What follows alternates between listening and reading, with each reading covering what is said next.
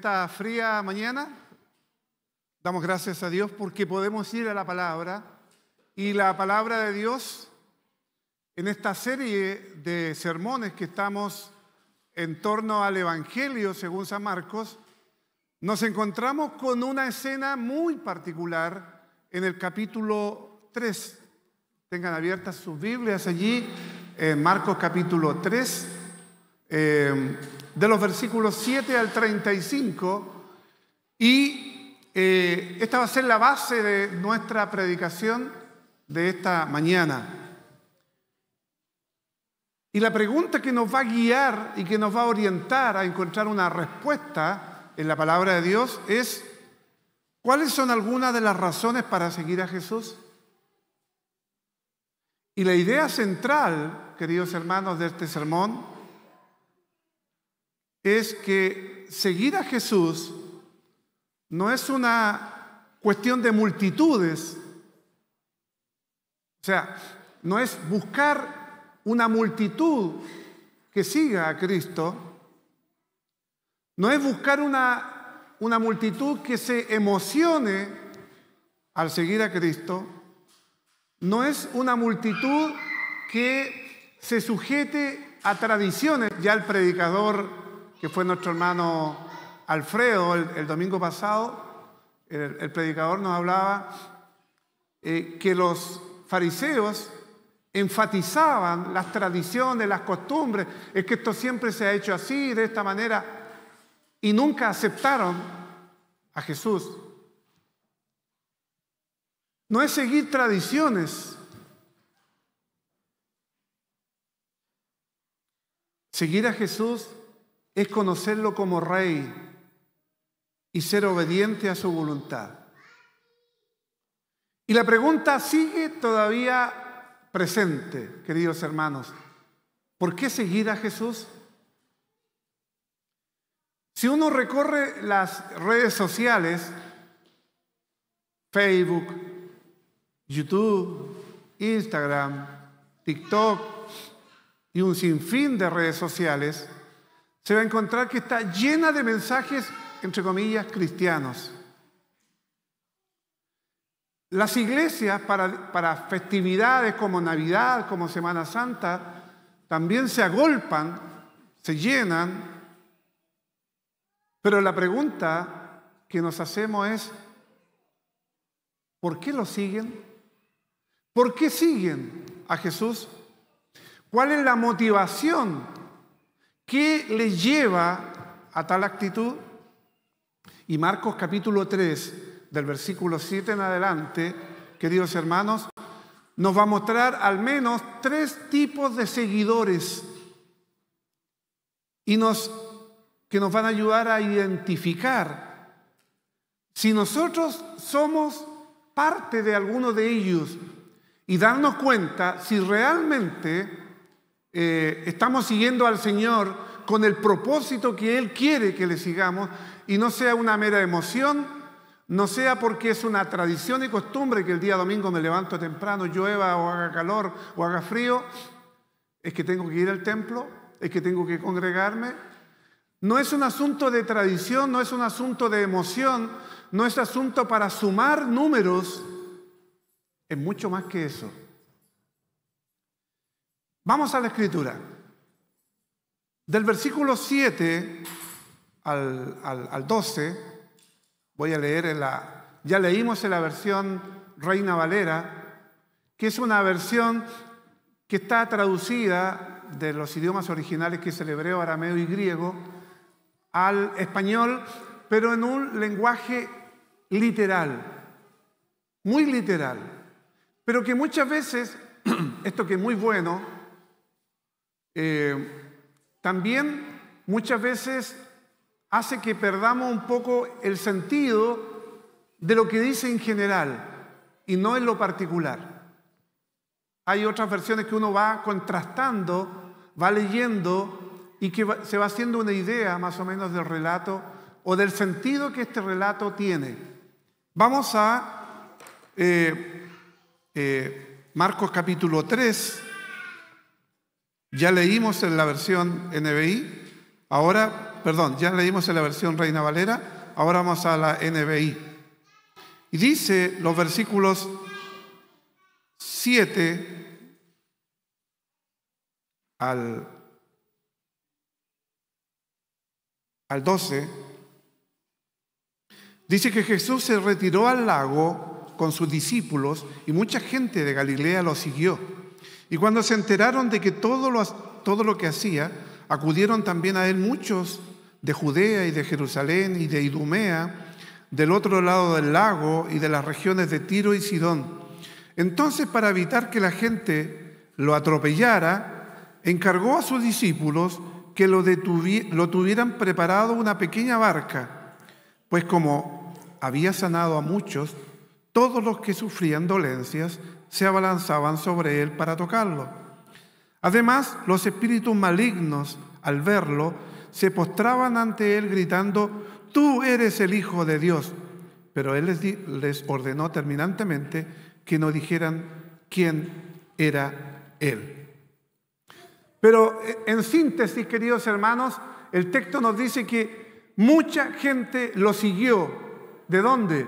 De Galilea, de Judea y de Jerusalén. Galilea y Judea eran parte de las regiones principales de Israel. O sea, en otras palabras, nos decía que prácticamente de todo Israel, de todo el país, iba gente a ver a Jesús. No sé si ustedes se acuerdan, bueno, 2, 3 personas aquí nos acordaremos, a lo mejor que tenemos más de 25. ¿Se acuerdan cuando nos visitó la famosa Yamilet, que era una supuesta sanadora que venía, ¿no es cierto?, y recorría el país?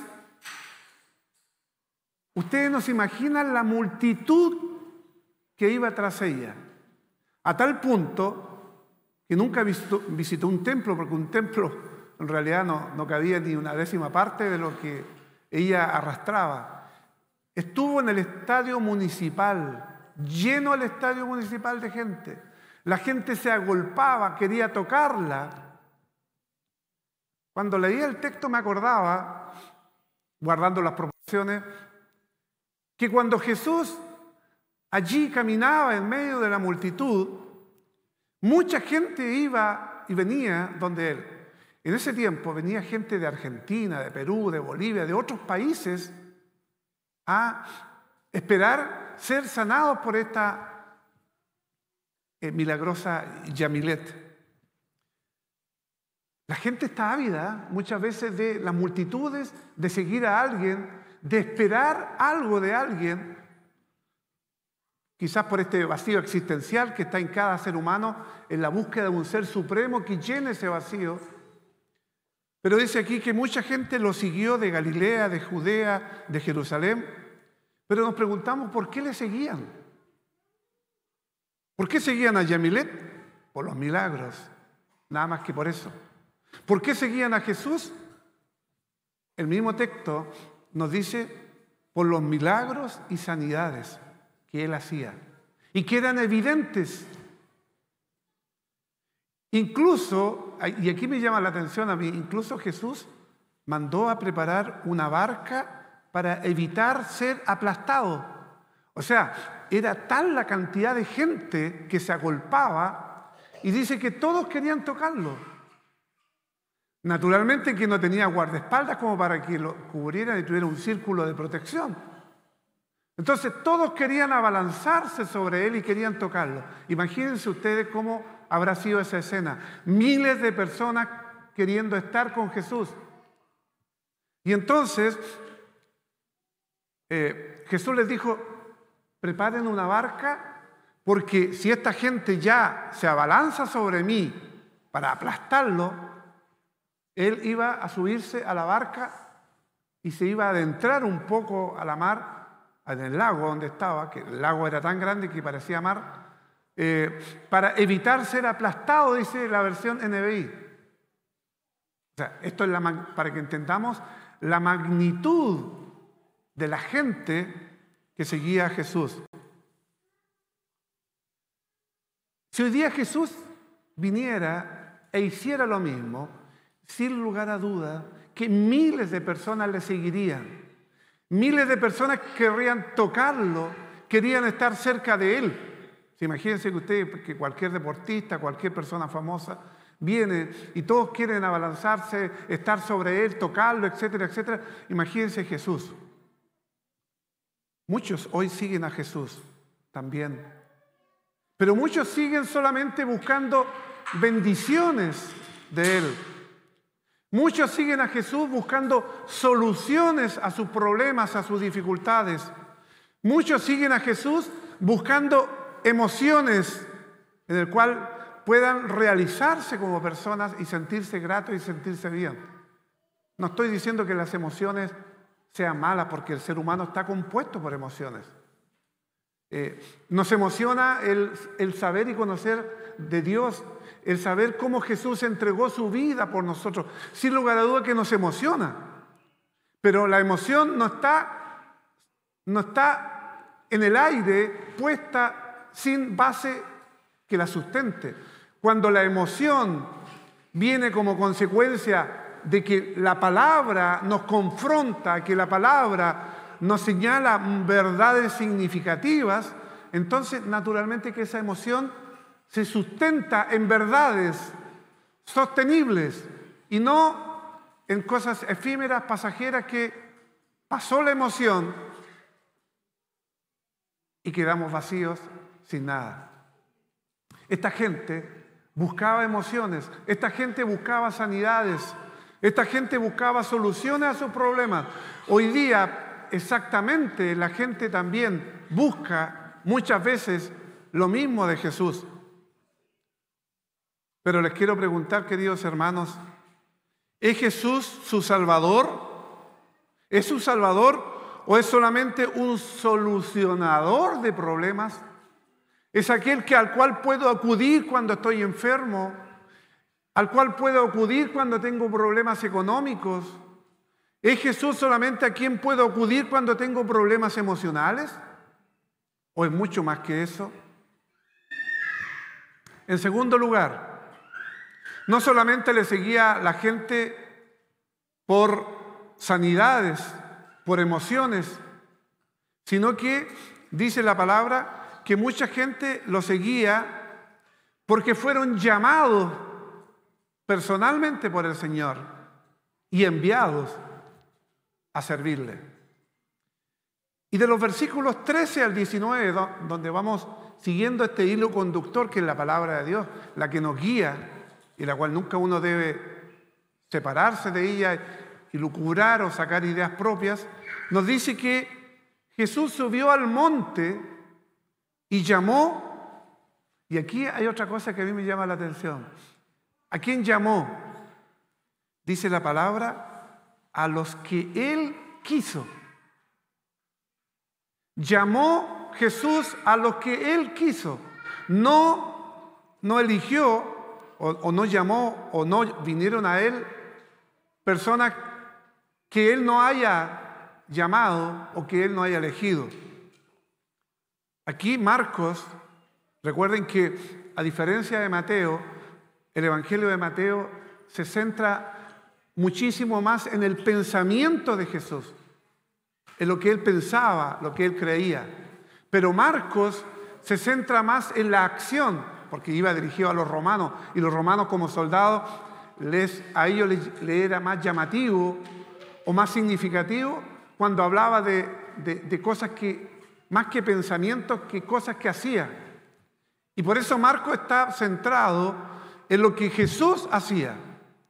Y por eso Jesús elige a los 12, llamémosle a los 12 apóstoles, para estar con Él y enviarlos a predicar. O sea, no solamente los llamó para que estuvieran alrededor de Él, no los llamó como guardaespaldas, sino que los llamó para prepararlos, equiparlos, para luego enviarlos a predicar el Evangelio. Ojo, no fueron ellos los que se ofrecieron. No fueron ellos los que dijeron, Señor Jesús, ¿podemos seguirte? no fue de voluntad propia que ellos siguieron a Jesús. Fue el Rey quien los escogió. Y este texto, repito, no es el único texto y tampoco está aislado del contexto, sino que dice que Jesús llamó a los que Él quiso. O sea, los apóstoles fueron llamados por el Señor y no se ofrecieron a sí mismos. Por lo tanto, queridos hermanos, aquí ya vamos tratando de contestar la gran pregunta que hicimos al comienzo. ¿Por qué la gente sigue a Jesús?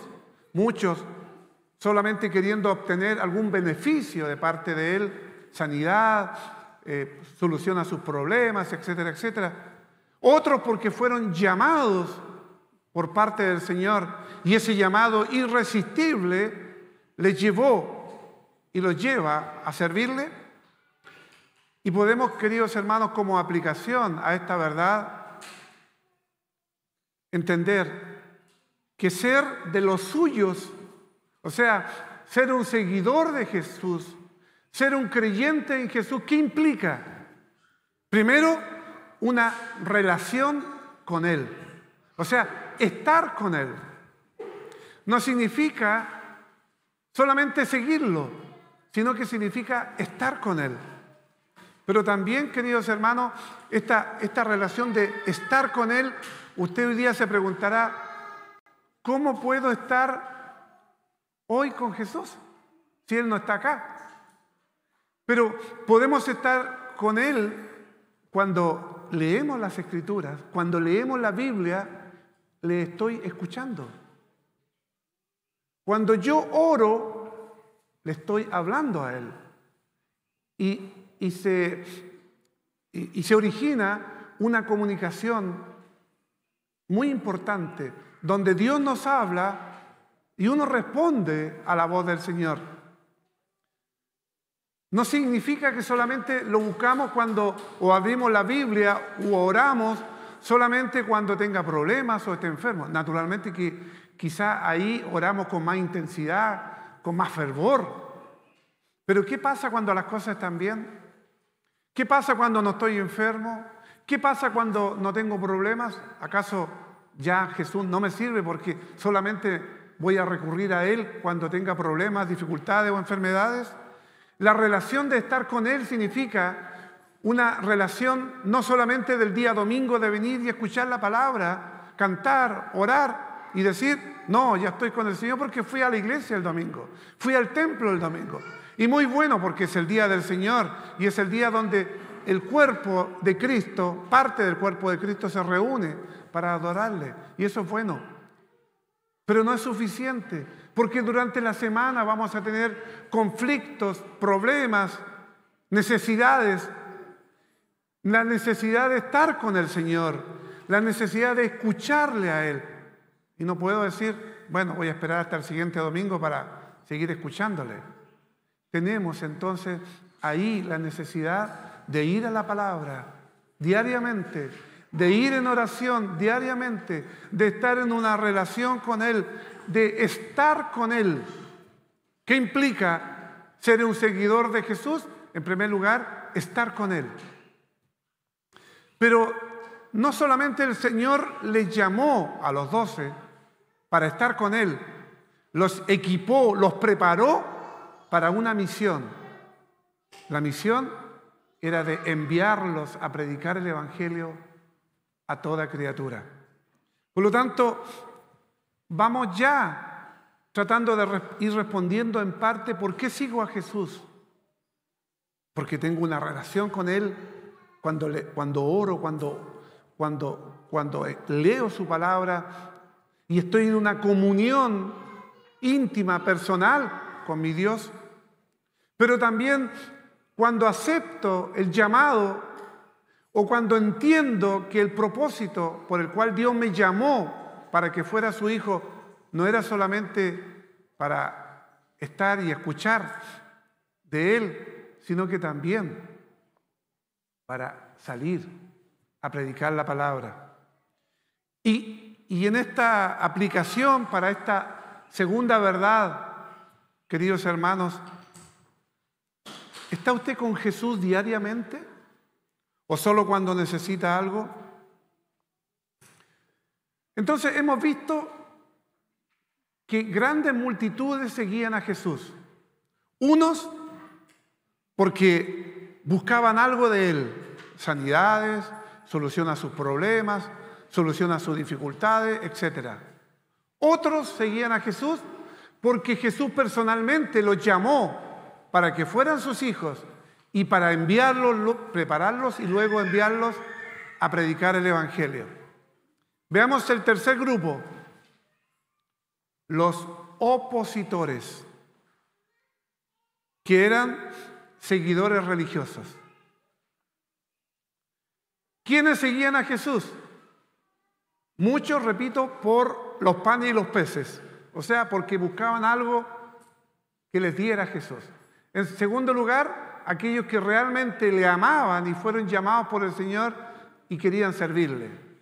Pero en tercer lugar también había un grupo que seguía a Jesús, pero no le seguía para escuchar y obedecerle, sino para escuchar y para criticar. ¿Por qué? Porque ellos, los judíos, no creían en Jesús, creían que era un impostor.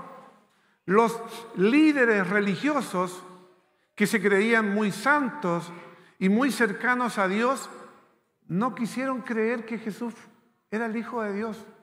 Por lo tanto, los maestros, los escribas, los fariseos, los saduceos, los religiosos de ese tiempo, seguían a Jesús, pero no le seguían para adorarle, para escuchar y atesorar en su corazón estas verdades, sino que le seguían para escuchar y luego ver la forma en acusarle ante el Sanedrín y ante las autoridades, como lo hicieron finalmente y lo crucificaron y lo mataron.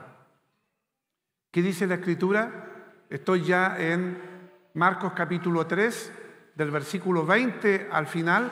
Dice, los maestros de la ley decían, tiene a Beelzebú.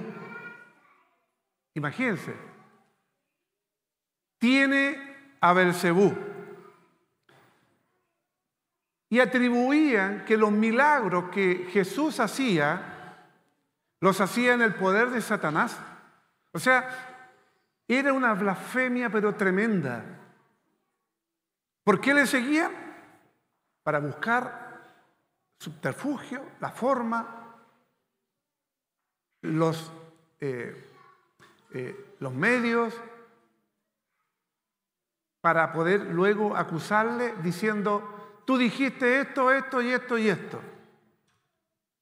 Y entre esas cosas, haces milagros, todos los milagros que haces, lo haces en el nombre de Beelzebú o de Satanás. Y Jesús le responde con una parábola en el cual dice, esto es ilógico, es irracional. Satanás no puede a sí mismo o por sí mismo combatirse, porque se destruiría a sí mismo. Es astuto. Cuando un país se divide y pelea uno contra otro, finalmente el país se destruye. Una guerra civil, por ejemplo. Por lo tanto, Jesús les dice a través de esta parábola que es ilógico pensar que Él, en nombre de Satanás, esté combatiendo los mismos demonios que Satanás envía a las personas. El hombre fuerte en esta parábola es Satanás, pero el que lo ata es Jesús. En otras palabras, le está diciendo, yo tengo el poder para atar y destruir a este enemigo. Por eso, queridos hermanos, y aquí una respuesta a una pregunta también que ha surgido siempre en muchas esferas y en muchas personas, ¿qué es lo que es la blasfemia contra el Espíritu Santo? ¿Cuál es el único pecado que Dios no perdona? Y aquí está. La blasfemia o el pecado contra el Espíritu Santo, que es atribuir los milagros que Jesús hacía y el poder que tenía a Satanás. Y eso es una blasfemia tremenda. Esa es la blasfemia, ese es el pecado imperdonable. Naturalmente que imperdonable porque una persona que atribuye todo ese poder y todos esos milagros a Satanás no puede ser un hijo de Dios, naturalmente, no lo puede ser. Entonces la blasfemia contra el Espíritu Santo es atribuir la obra de Cristo al diablo.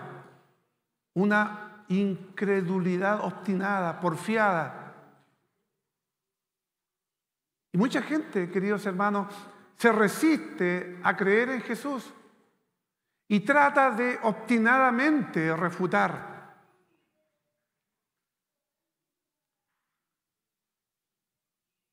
Pero ¿cuál entonces es la verdadera familia?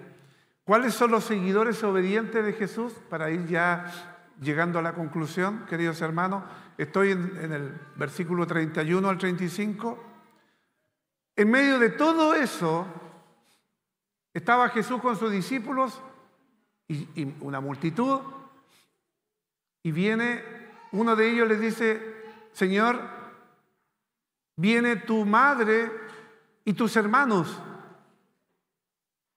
O sea, la mamá de Jesús y sus hermanos a él. ¿Qué le responde Jesús? Estos son mi madre y mis hermanos, los que hacen la voluntad de Dios. Los que hacen la voluntad de Dios. Ellos son mi madre y mis hermanos. Ojo, no es que Jesús esté despreciando a su madre y a sus hermanos. No es que esté mirando en menos y desconociendo a su madre, María, y a todos sus hermanos. No lo está desconociendo, pero está valorando y está dando una importancia tremenda a quienes. Mi madre y mis hermanos son los que hacen la voluntad de Dios. O sea, en otras palabras, ustedes que están aquí, si hacen la voluntad de Dios, son mi madre y mis hermanos. ¿Quiénes desea que sean los más cercanos a Él, los que estén más cercanos a Él en cariño, en amistad? Naturalmente su madre y sus hermanos. Pero aún por sobre todo eso, Él consideraba que aquellos que hicieran la voluntad de Dios, aquellos que amaban a Dios y aquellos que le seguían, no por los panes y los peces, no por obtener algo a cambio, sino porque realmente llamados por Dios sentían la necesidad de adorar a Dios y de obedecerle, ellos eran su madre y sus hermanos. Los familiares de sangre querían verlo, pero los verdaderos suyos eran los que estaban dispuestos a obedecer y hacer la voluntad de Dios.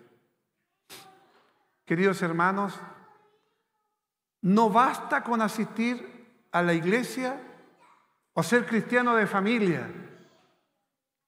Solamente, podría yo agregarle, para que no se malinterprete, al creer que yo estoy predicando y estoy despreciando el hecho de que asistamos, por ejemplo, hoy día una mañana helada, fría, al templo. No. Pero creer que eso es suficiente tampoco lo es. Y el creer que yo provengo de una familia cristiana, excelente. Pero el solo hecho de venir de una familia cristiana no nos va a hacer mejores cristianos. Sí, podría ser un hándicap, podría ser un agregado, un plus. ¿Para qué? Para que yo como cristiano entonces demuestre que provengo de una familia cristiana. Pero por el solo hecho de asistir al templo, de congregarme con la iglesia en el día del Señor como hoy, es algo único y es algo que agrada a Dios y que nos edifica espiritualmente, por ese solo hecho no es suficiente. Aunque tengamos la mejor familia tras nosotros, que ha amado, ha servido al Señor, tampoco lo es. La marca de los verdaderos discípulos es hacer la voluntad de Dios. Y Jesús aquí lo describe de manera explícita, clara, abierta, que no queda ninguna duda. No dice, los verdaderos discípulos son aquellos que hacen esto, esto y lo otro. No, son aquellos que hacen la voluntad de Dios.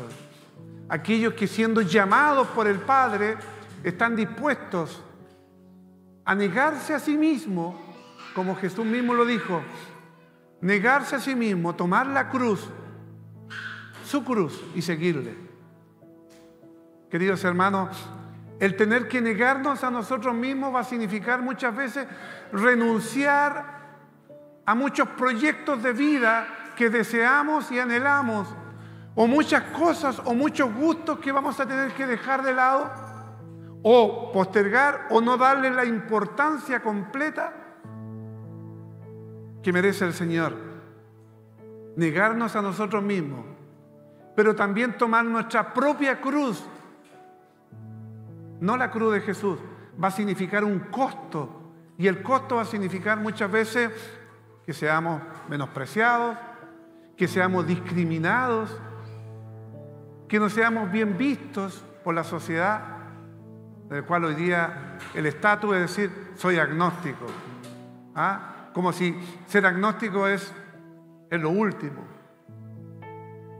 Ser agnóstico significa que es primo hermano de los ateos, significa que sencillamente no creo y no tengo ningún compromiso con Dios, o no tengo la capacidad o no existen los medios para ver si Dios existe o no. Lo que Dios quiere es que seamos creyentes, que amemos a Dios y que estemos dispuestos a hacer su voluntad, a negarnos a nosotros mismos, a tomar nuestra propia cruz y seguirle. ¿Eres parte tú, querido hermano, de esa familia espiritual? Y para concluir ya, ¿eres de los suyos? Las multitudes que buscaron milagros. Las religiones o los religiosos, ¿qué hicieron? Se resistieron a Jesús y a sus evidencias. ¿Qué hicieron los verdaderos suyos, los llamados por Él? Escucharon, creyeron, obedecieron. Por eso en Mateo 7:21 Jesús dice, no todo el que me dice Señor, Señor, entrará al reino de los cielos, sino el que hace la voluntad de mi Padre. Hoy Jesús, queridos hermanos, no busca fans, no busca multitudes que le sigan, solamente. Sí, no estoy diciendo que las multitudes sean malas. Si tuviéramos una multitud de creyentes ávidos por escuchar la palabra y servir a Dios, bienvenidos serían aquí y en cualquier templo. Pero no buscamos fans y no buscamos multitudes solo por números. El Señor busca discípulos, discípulos. ¿Eres de los suyos? ¿O eres solo parte de la multitud? Ven al Rey, reconoce, querido hermano, tu necesidad de someterte a la autoridad de Cristo y hacer su voluntad. Hoy día el Señor quiere que seamos sus discípulos, pero para que seamos sus discípulos necesitamos ser discipulados por Él, enseñados por Él, y que tengamos la voluntad también de obedecer y hacer la voluntad de Él.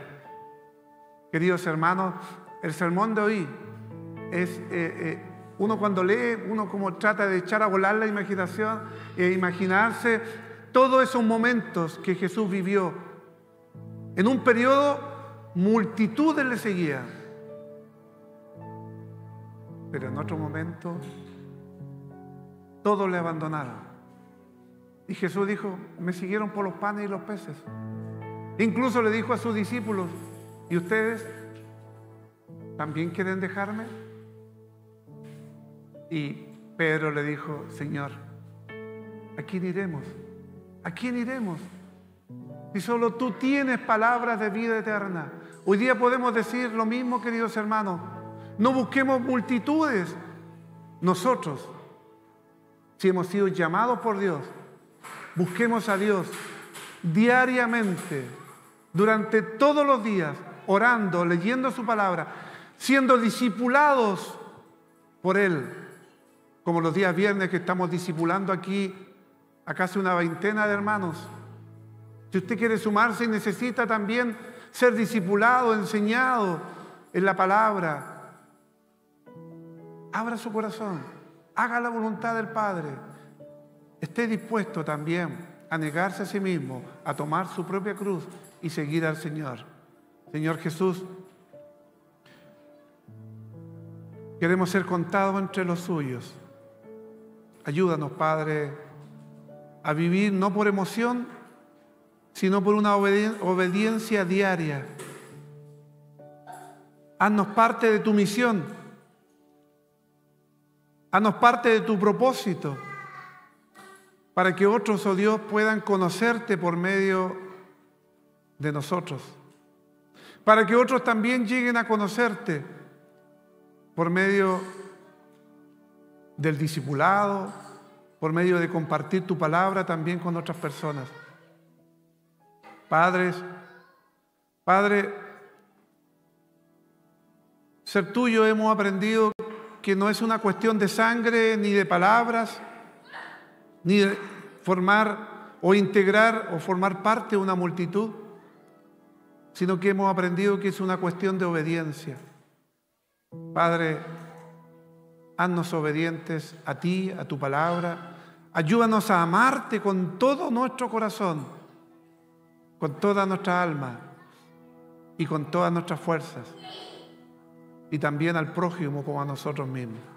Padre, ayúdanos para que esta tu palabra, como tú lo prometes, no volverá a ti vacía. Y que nosotros, oh Dios, podamos dejarnos llevar por tu palabra a la obediencia y el hacer tu voluntad.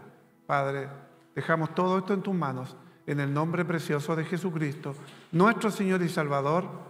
Amén.